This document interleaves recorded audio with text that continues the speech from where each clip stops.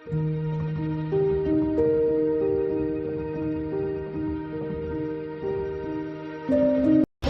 دن اللہ کے نبی صلی اللہ علیہ وسلم خود حضرت فاطمہ رضی اللہ تعالی عنہا کی خدمت میں آتے ہیں اور ایک باپ اپنی بچی سے پوچھتے ہیں کہ بیٹی کل آپ ہمارے پاس آئی تھی آپ کو بغیر کچھ بات کیے آپ چلی گئی تھی، کیا بات تھی؟ انہوں نے کچھ نہیں کہا۔ حضرت علی رضی اللہ تعالی عنہ نے پورا واقعہ سنایا۔ ایک باندی مانگنے کے لیے آئے تھے تاکہ ان کے کام کاج میں سہولت ہو جائے، آرام مل جائے، سکون مل جائے۔ اللہ کے نبی صلی اللہ علیہ وسلم نے فرمایا کہ میں تمہیں بہترین چیز بتاؤں، سبحان اللہ 33 مرتبہ پڑھ لو، الحمدللہ 33 مرتبہ پڑھ لو، اللہ اکبر 30 پر 4 مرتبہ پڑھ لو، یہی تمہارے لیے باندی کا کام دے دیا۔ اللہ تعالیٰ اس کی برکت سے تمہارے اندر سہولت پیدا کریں گے، تمہاری تھکان کو دور کریں گے، تمہاری تکلیف میں آسانی پیدا کریں گے۔ رات میں سونے سے پہلے ان تسبیحات کو پڑھ کے سو جاؤ۔ اللہ تعالیٰ ان تسبیحات کے اندر وہ طاقت رکھا ہے، کسی دنیا کے پین کلر گولی میں نہیں رکھا ہے۔ جو طاقت، جو قوت اللہ تعالیٰ نے ان تسبیحات کو پڑھنے پر رکھا ہے۔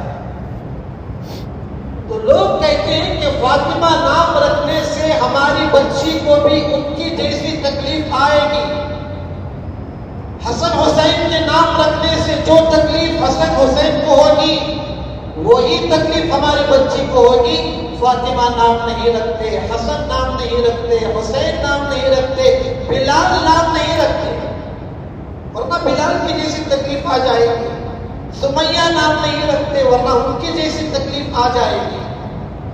صحابہ کرام کی تکلیف ہمیں جنت میں لے جائے گی۔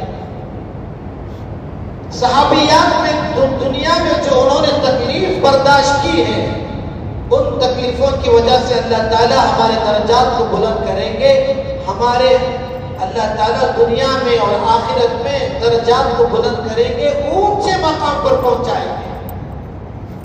تو ماں باپ کے لیے بچہ پیدا ہونے کے بعد دوسرا کام ہے ان کا نام رکھنا۔ اسلامی تعلیم یہ ہے کہ 7 دن کے اندر بچے کا نام رکھ لینا چاہیے۔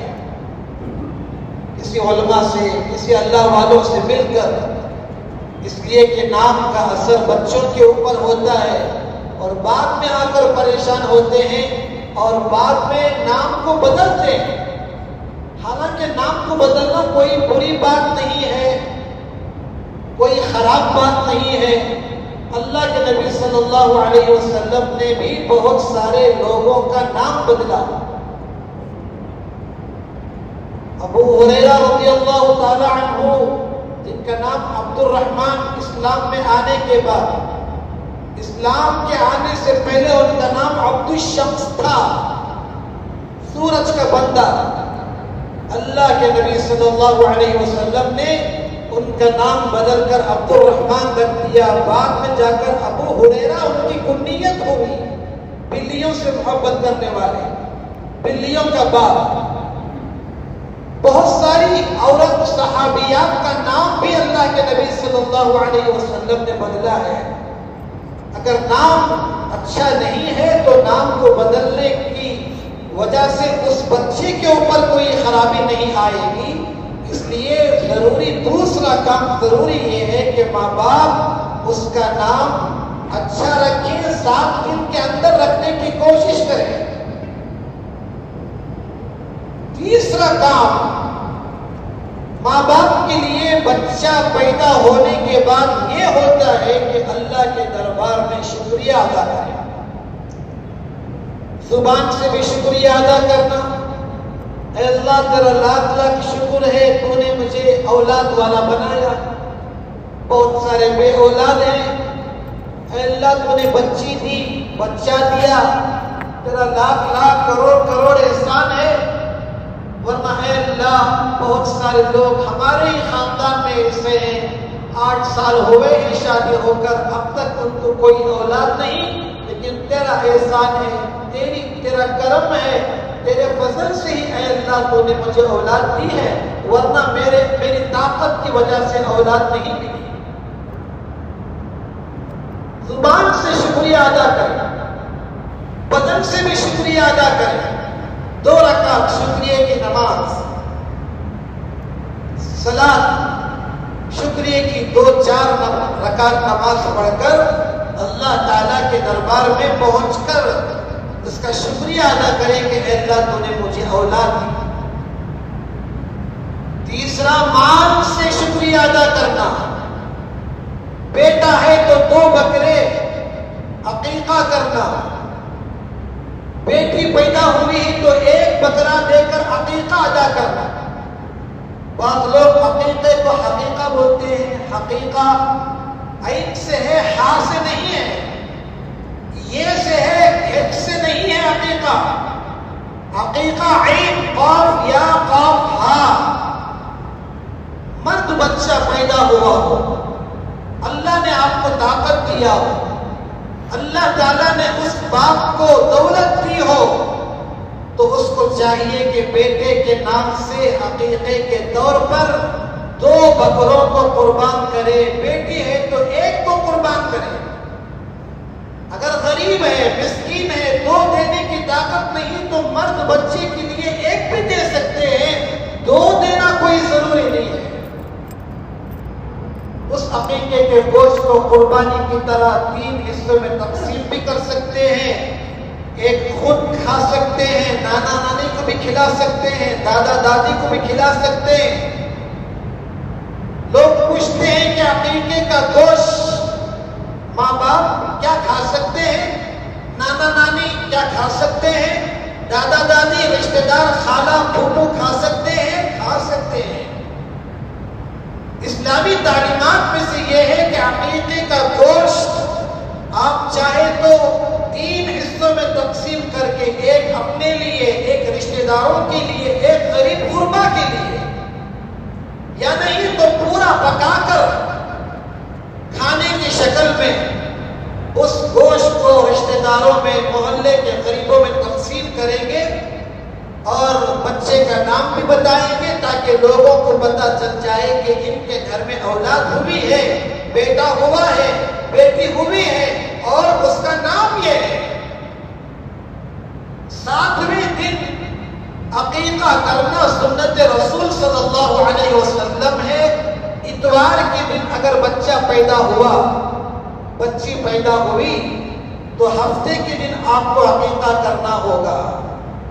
اور عقیقہ کوئی فرض، کوئی واجب، کوئی ضروری چیز نہیں ہے، عقیقہ کرنا سنت ہے۔ 7ویں دن عقیقہ کرنا سنت ہے۔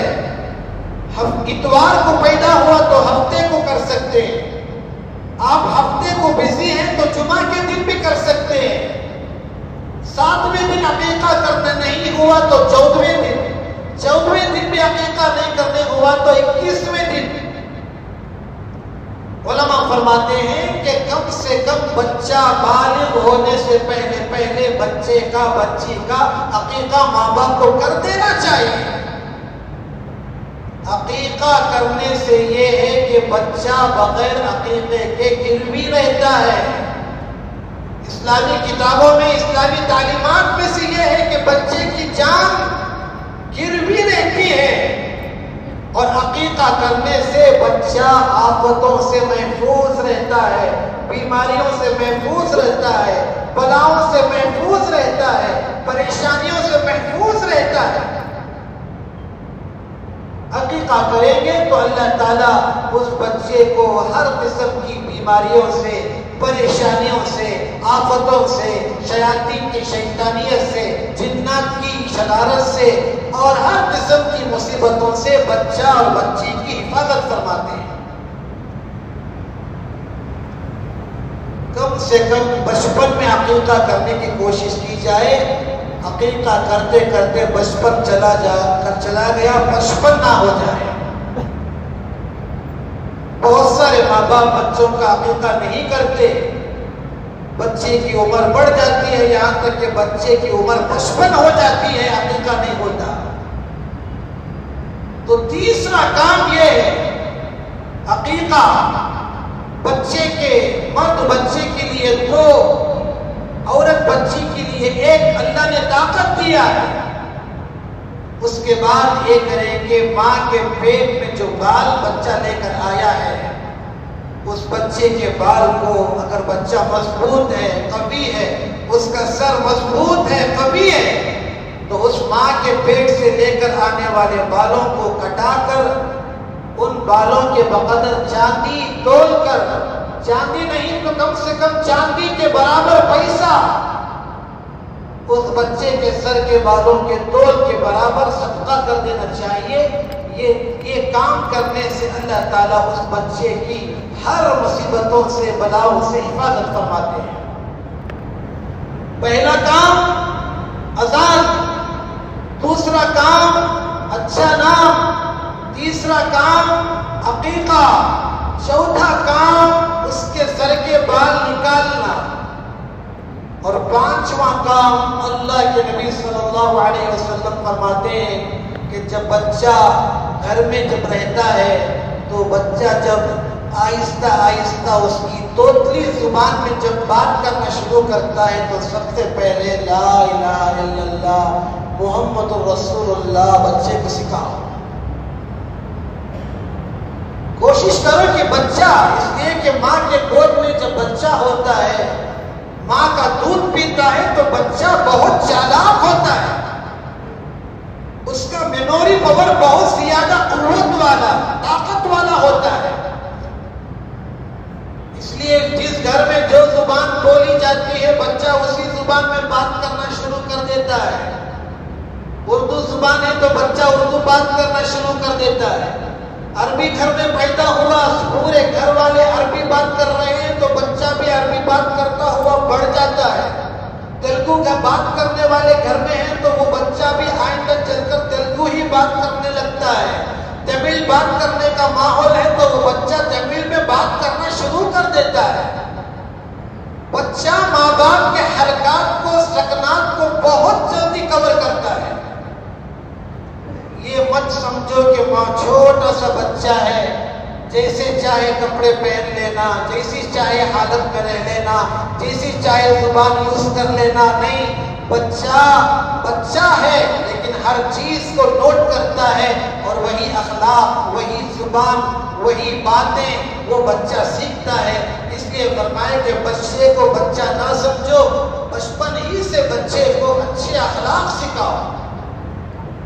جب توتلی زبان جب بچہ بات کرنا شروع کرے تو ماں باپ کو چاہیے کہ اس کو لا الہ الا اللہ بولنے کی، محمد رسول اللہ صلی اللہ علیہ وسلم بولنے کی عادت ڈالیں۔ بہت ساری چیزیں بچہ سیکھ لیتا ہے۔ آپ لوریاں بچے کو سامنے پڑھتے ہیں تو بچہ سیکھ لیتا ہے۔ آپ کوئی اور چیز بچے کے سامنے سکھائیں گے تو بچہ سیکھ لیتا ہے۔ ہم دیکھتے ہیں کہ بچے کسی چیز ہیں، بات کرنا نہیں آتا لیکن وہ سیکھ لیتا ہے۔ تو یہ کام ضروری ہے کہ ہم اپنے بچے کو جب وہ بولنا سیکھے، لا الہ الا اللہ سکھاؤ۔ اس لیے کہ حدیث میں آتا ہے من کان اول کلامہ لا الہ الا اللہ وآخر کلامہ لا الہ الا اللہ دخل الجنہ۔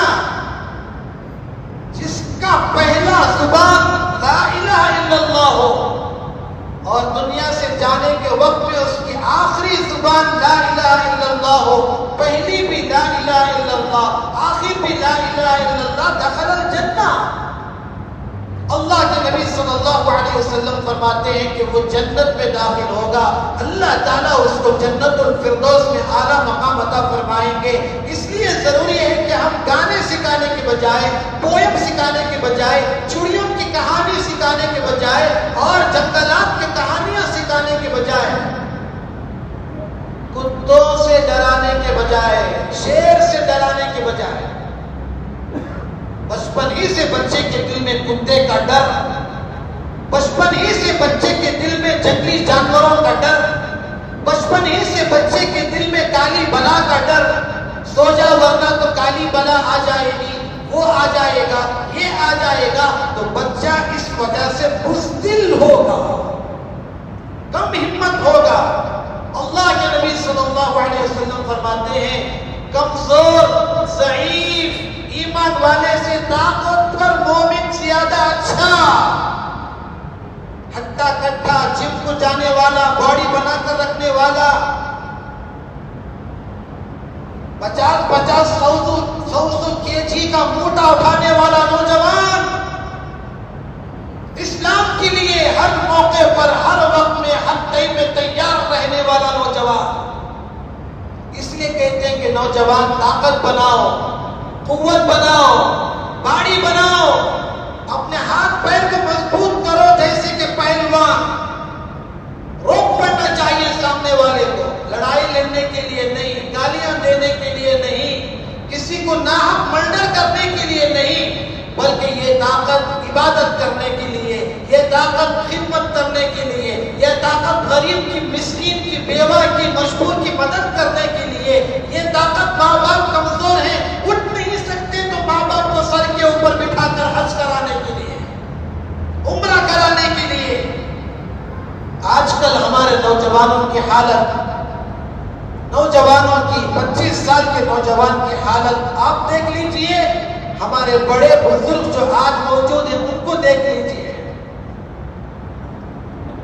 مت کھاؤ برباد کرنے والی چیزیں، مت پیو برباد کرنے والی چیزیں، سنت کے مطابق سونے سے، سنت کے مطابق جاگنے سے آپ کمزور نہیں ہوں گے، اللہ طاقت دیں گے، قوت دیں گے، وقت پر کھائیں گے، وقت پر سوئیں گے، اور اپنی طاقت کو اللہ تعالیٰ نے دی ہے اس کو عبادت کے لیے لگائیں گے، خدمت کے لیے لگائیں گے، تو اللہ تعالیٰ آپ کے جسم میں وہ طاقت دے گا۔ حدیث پاک میں ہے کہ تہجد کی نماز پڑھنے سے اللہ بدن کے اندر طاقت دیتے ہیں۔ آج ہمارے بڑے بزرگ دارالعلوم دیوبند کے ہوں، آپ ان کی صورتیں دیکھ لو، بڑے بڑے اللہ والے آج طاقتور، بہت سارے لوگوں کو ہم نے رمضان میں دیکھا 80 سال کے ہو گئے ہیں، 20 رکعت پورے کھڑے ہو کر پڑے ہیں، 20 رکعت تراویح، وتر، عشاء۔ آپ ان کو دیکھنے سے بتائیں گے کہ یہ کھڑ نہیں سکتے۔ اللہ تعالیٰ نے جوانی کی حفاظت کرنے کی وجہ سے، قوت کی حفاظت کرنے کی وجہ سے، اس لیے کہتے ہیں کہ جس نے جوانی میں اپنی جوانی کو برباد کر لیا، بڑھاپے میں وہ کمزور، ضعیف ہو جائے گا۔ اللہ کے نبی صلی اللہ علیہ وسلم فرماتے ہیں کہ مضبوط ایمان والا، طاقتور ایمان والا، قوی ایمان والا اللہ کو بہت زیادہ پسندیدہ ہے۔ کمزور، ضعیف، 4 قدم نہیں چل سکتا، 25 kg اٹھا نہیں سکتا، پسینہ پسینہ ہو رہا ہے، رمضان میں روزہ نہیں رکھ رہا ہے، نوجوان 30-25 کا رمضان میں روزے نہیں رکھا۔ میں نے پوچھا کہ کیوں؟ کہتا ہے کہ بہت کام ہے، دھوپ ہے۔ جنگ بدر سے زیادہ دھوپ نہیں، جنگ بدر سے زیادہ دشمنوں کا سامنا نہیں، جنگ بدر سے زیادہ پیاس نہیں، جنگ بدر سے زیادہ کوئی پریشانی نہیں۔ جنگ بدر میں صحابہ نے روزہ رکھ کر قیامت تک آنے والے مجھے بھی بتا دیا، آپ کو بھی بتا دیا کہ ہم گرمی میں مکے کی، مدینے کے رکھ سکتے ہیں، تو تم فین کے نیچے ٹھنڈے پانی کے اندر روزہ کیوں نہیں رکھ سکتے؟ اور جنہوں نے روزہ چھوڑا ہے جان بوجھ کر، اس کی قضا تو ہو ہی نہیں سکتی۔ ہاں اتنا ہو سکتا ہے کہ آپ ان روزوں کی قضا کریں۔ جنہوں نے روزہ رمضان میں چھوڑا ہے 2، 3، 4 رکھنا ضروری، قضا اس مہینے میں رکھ لو، آئندہ مہینے میں رکھ لو، کسی بھی مہینے میں رکھو، اللہ تعالیٰ روزے کے گناہ کو معاف فرمائیں گے، لیکن قضا کرنے کا عذاب تو ہوگا، جان بوجھ کر چھوڑنے کا اللہ تعالیٰ سوال کل قیامت کے دن کریں گے۔ تو میرے بھائیوں، اللہ کے نبی صلی اللہ علیہ وسلم نے فرمایا کہ جب بچہ پیدا ہو تو یہ کام کرو. اور پانچواں کام، چھٹا کام، اللہ کے نبی صلی اللہ علیہ وسلم نے فرمایا کہ ماں باپ کا بہترین تحفہ بچے کو 4 ویلر، بہترین بنگلہ، بینک بیلنس، بیٹے 1 کروڑ روپے لے لے، 2 کروڑ لے لے، یہ میری طرف سے تیرے لیے سواری لے لے، بیٹے یہ گھر کی چابی لے لے، یہ نہیں ہے. اللہ کے نبی صلی اللہ علیہ وسلم نے فرمایا کہ بچے کو، بیٹے کو، بیٹی کو بہترین تحفہ باپ کا یہ ہے کہ باپ اپنے بچے کو ادب سکھائے، دین سکھائے، نماز روزے کا محبت سکھائے، مسجد کی محبت بچے کے دل میں ڈالے، قرآن پڑھنے کی محبت اس بچے کے دل میں ڈالے. یہ مالدار بیٹا ہے. جس باپ نے اپنے بچے کو مرنے سے پہلے کلمہ سکھا دیا، جنازے کی نماز پڑھنے کا طریقہ سکھا دیا، وہ بچہ مالدار. اور جس باپ نے مرنے سے پہلے بچے کو نہ کلمہ سکھایا، بنایا سب کچھ. اسلام یہ نہیں کہتا کہ آپ اپنے بچے کو دنیا کی تعلیم نہ دو. آپ ڈاکٹر بنائیے، الحمدللہ، بہت بڑی خوشی کی بات. انجینئر بناؤ، آج کے زمانے میں ضرورت ہے مسلمان ڈاکٹر ہو، انجینئر ہو، IAS آفیسر ہو، برین کا آپریشن کرنے والا، ہارٹ کا آپریشن کرنے والا، اوپن ہارٹ سرجری کرنے والا ڈاکٹر میرا ہو. لیکن ایسا ڈاکٹر نہ ہو، ڈاکٹر تو آ گیا، سینہ چیرنے کا طریقہ تو آ گیا. میرا بچہ اب تک بہت سارے آپریشن کر چکا ہے، لیکن اسی باپ نے محنت کر کے، خون پسینہ ایک کر کے اس بچے کو پڑھایا. باپ کا جنازہ مسجد میں آیا تو وہ ڈاکٹر رو رہا ہے. حضرت پیر ذوالفقار صاحب رحمت اللہ علیہ خطبات ذوالفقار میں ایک واقعہ ڈاکٹر کا لکھے ہیں کہ ڈاکٹر کے باپ کا انتقال ہوا. جنازے کی نماز کے بعد وہ ڈاکٹر سارا بتا رو رہا ہے، بل بلا کر رو رہا ہے. امام صاحب نے کہا کہ رو مت، صبر کرو، دعا کرو، عیسیٰ ثواب کرو، یاسین پڑھ کو بخشو، آپ کے باپ کے لیے جنت الفردوس کی دعا کرو، قبر کے سوالات میں آسانی سے جواب دینے کے لیے دعا کرو. تو وہ ڈاکٹر کہہ رہا تھا کہ حضرت میں باپ کے انتقال پر نہیں رو رہا ہوں، بلکہ اس لیے رو رہا ہوں آپ جنازے کی نماز پڑھاتے رہے، پہلی تکبیر بولے، مجھے نہیں معلوم کہ کیا پڑھنا. آپ نے جنازے کی نماز پڑھائی میرے ابو کی، دوسری تکبیر میں آپ نے اللہ اکبر بولا، مجھے نہیں معلوم کہ کیا پڑھنا. تیسری تکبیر کے بعد کیا پڑھنا. میں اس لیے رو رہا ہوں کہ میرا باپ مجھے ڈاکٹر بنا کر چلا گیا، لاکھوں کروڑوں روپے میرے لیے محنت کر کے امریکہ بھیجا، لیکن آج میں اپنے ابا کی جنازے کی نماز کے پیچھے کھڑا ہوں، دعا نہیں کر سکتا. وہ شعر، اردو کا شعر آپ کو معلوم ہوگا، جن کے لیے ہم نے بہت محنت کی وہ وضو کرتے رہے، جن کے لیے میں نے پوری زندگی محنت کیا وہ وضو کرتا رہا، میری جنازے کی نماز کی دعا کسی اور نے پڑھی. میرا باپ، میرا بچہ میری جنازے کی نماز کی دعا نہیں پڑھ سکا، گلی والے، محلے والے، غیر رشتہ دار میری جنازے کی نماز کی دعا پڑھے. ایسی حالت نہ ہو. ہم اپنے بچوں کو دنیا سے جانے سے پہلے مالدار بنا کے جاؤ. دنیا کا مالدار نہیں، دین کا مالدار. وہ بچہ، واقعہ آپ کو معلوم ہوگا، بچہ دوسرے ملک میں ہے، دوسری کنٹری میں ہے، بچے کو فون کیا جاتا ہے کہ آپ کے ابو آپ کو ملنا چاہتے ہیں، آ جاؤ.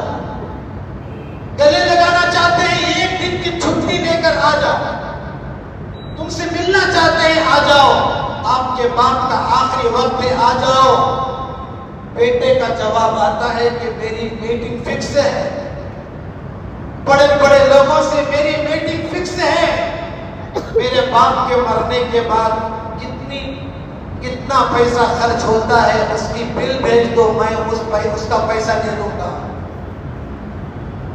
پورے خرچے کا، کفن کا، قبر کھودنے کا، جنازے کا، جتنے لوگ آئے ان تمام کے کھانے پینے کی دعوت کا خرچہ میں وہاں سے بھیج دوں گا، میں آ نہیں سکتا، باپ کا انتقال ہو گیا، بیٹا آ نہیں سکا۔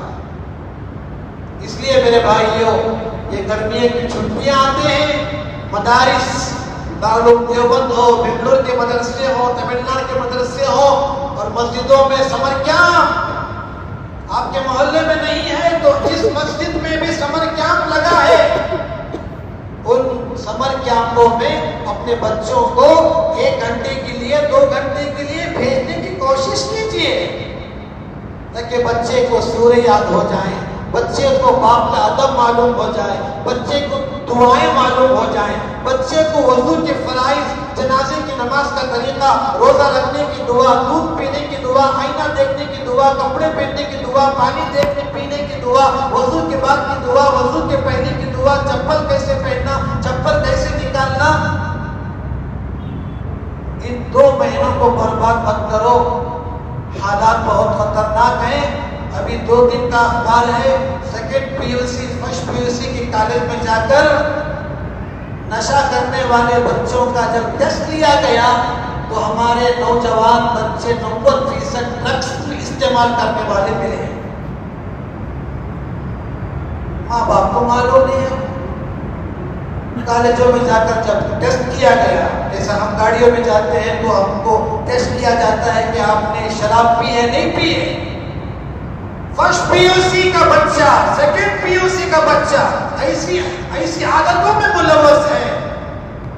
اللہ بچوں کو ہدایت دے، خیر کا معاملہ فرمائے، عافیت کا معاملہ فرمائے۔ ان مہینوں کو برباد مت کرو، بچوں کو پیار سے، محبت سے ان چھٹیوں میں دین کی تعلیم، قرآن کی تعلیم، حدیث کی تعلیم۔ مسجد میں آپ کا بچہ 2 مہینے آئے گا، وہ بچے کے دل میں مسجد کی محبت پیدا ہوگی، پھر 11 مہینے آئے۔ اللہ تعالیٰ سے دعا ہے اللہ تعالیٰ مجھے بھی آپ کو بھی عمل کرنے کی توفیق نصیب فرمائے۔ اللہ تعالیٰ ہماری آل اولاد کو، ہم کو، پورے گھرانوں کو اللہ تعالیٰ دین پر چلنے کی توفیق عطا فرمائے، قرآن پر چلنے کی توفیق عطا فرمائے، بچوں کی صحیح تربیت اللہ تعالیٰ ہم تمام کو کرنے کی توفیق عطا فرمائے۔ وآخر دعوانا الحمدللہ رب العالمین۔ الحمدللہ اللهم صل على سيدنا محمد وعلى آل سيدنا محمد وبارك وسلم۔ ربنا آتنا في الدنيا حسنة وفي الآخرة حسنة وقنا عذاب النار۔ ربنا لا تزغ قلوبنا بعد إذ هديتنا وهب لنا من لدنك رحمة إنك أنت الوهاب۔ اے اللہ، اے پروردگار، اے رب العالمین، ہم تمام کو معاف فرما، اے اللہ ہم تمام کی مغفرت فرما، اے اللہ ہمارے بزرگوں کی مغفرت فرما، ہمارے مرحومین ماں باپ کی مغفرت فرما، مرحومین رشتہ داروں کی مغفرت فرما، مرحومین اساتذہ کی مغفرت فرما، اے اللہ دوستوں کی مغفرت فرما، اے اللہ حضرت آدم علیہ السلام سے لے کر اب تک جتنے بھی بندے بندیاں تیرے پاس آ چکے ہیں ان تمام کی مغفرت فرما، اے اللہ قبر کی گرمی سے حفاظت فرما، قبر کے عذاب سے حفاظت فرما، قبر کی تاریکی سے حفاظت فرما، قبر کی پریشانیوں سے حفاظت فرما، اے اللہ ہم کو بھی، اے اللہ جب ہم قبر میں جائیں گے تو ہماری قبروں کو نور سے منور فرما، اے اللہ اس کی تیاری کرنے کی توفیق عطا فرما،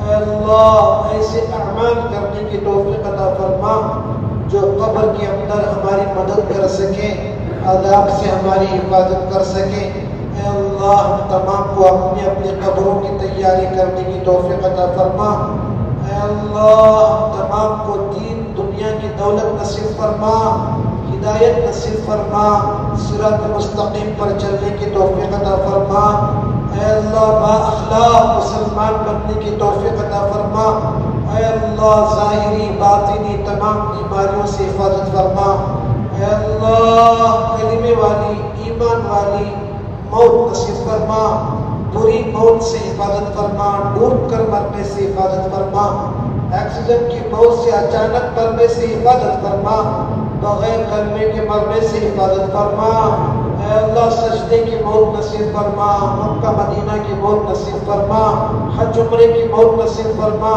جمعہ رمضان کی موت نصیب فرما، اے اللہ جتنے حاضرین یہاں پر آئے ہیں ان تمام کے آنے کو قبول فرما، بیٹھنے کو قبول فرما، سننے کو قبول فرما، اے اللہ بولنے والے کو سننے والوں کو عمل کرنے کی توفیق نصیب فرما، اے اللہ ہم تمام کو ہماری اولاد کی صحیح تربیت کرنے کی توفیق نصیب فرما، ہماری اولاد کی حفاظت فرما، بری دوستیوں سے حفاظت فرما، برے ماحول سے حفاظت فرما، بری عادتوں سے حفاظت فرما، ماں باپ کا فرما بردار بن کر زندگی گزارنے کی توفیق نصیب فرما، اے اللہ جن کی اب تک نکاح کا انتظام نہیں ہوا ہے اے اللہ اسی بچیوں کی نکاح کا انتظام فرما، بغیر جوڑے جہیز کے نکاح کرنے کی توفیق نصیب فرما، مساجد میں نکاح کرنے کی توفیق نصیب فرما، اے اللہ اسراف سے حفاظت فرما، اے اللہ حاضرین میں جو بیمار ہیں صحت نصیب فرما،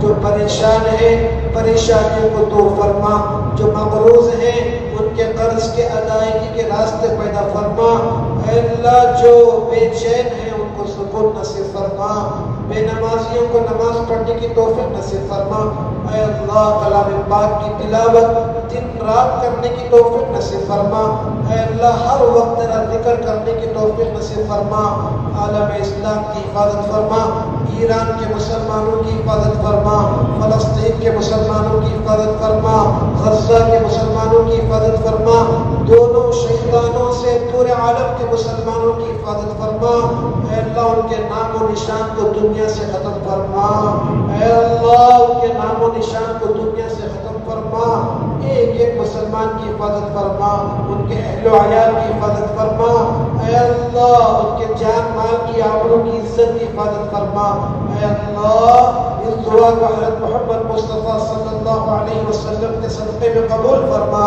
سبحان ربک رب العزت عما یصفون وسلام علی المرسلین والحمد للہ رب العالمین۔